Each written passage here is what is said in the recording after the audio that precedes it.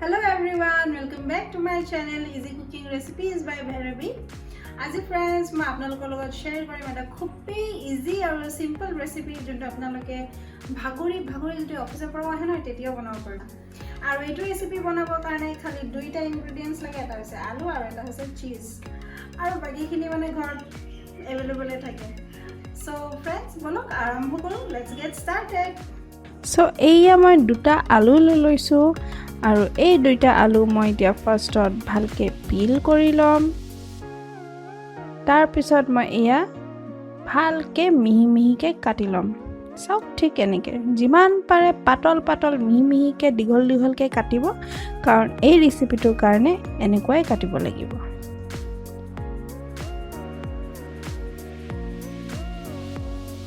এতিয়া এইখিনি ভালকে ধুই লওক।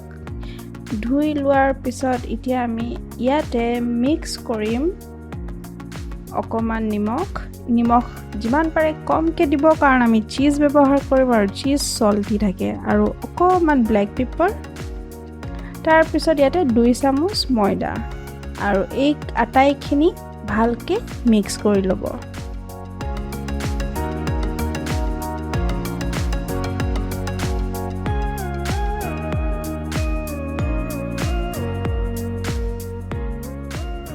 আমাৰ আলুখিনি মিক্স হৈ গৈছে। এতিয়া মই পেন বহাম। পেনত মই 3 টেবুল স্পুন তেল দিম। মই ৰিফাইন অইল ইউজ কৰি আছোঁ।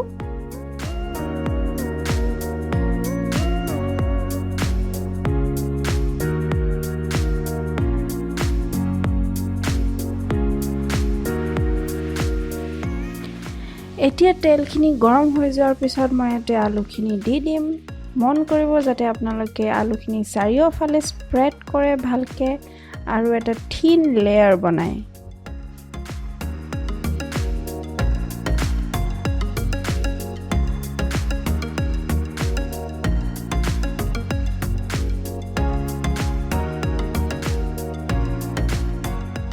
এতিয়া এইখিনি আপোনালোকে লো ফ্লেমত 5 মিনিটৰ বাবে ফ্ৰাই হ'বলৈ দিব। মন কৰিব একদম লো ফ্লেম কৰিব, নহলে জ্বলি যাব পাৰে।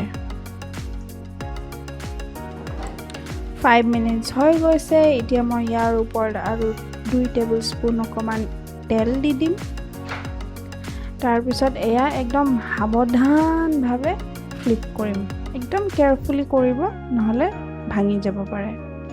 তাৰ পিছত এতিয়া ফ্লিপ কৰি পেলাই এয়া আপুনি আকৌ 5 মিনিটৰ বাবে লো ফ্লেমত ফ্ৰাই হ'বলৈ দিব।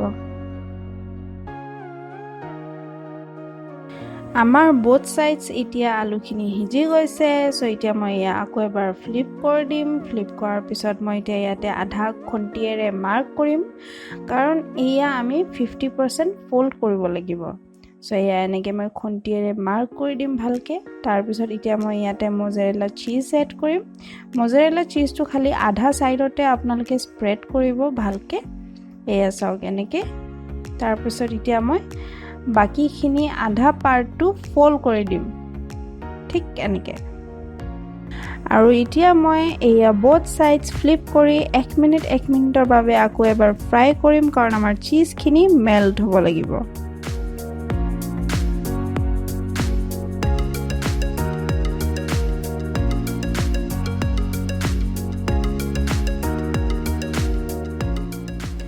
And so our potato cheese is ready.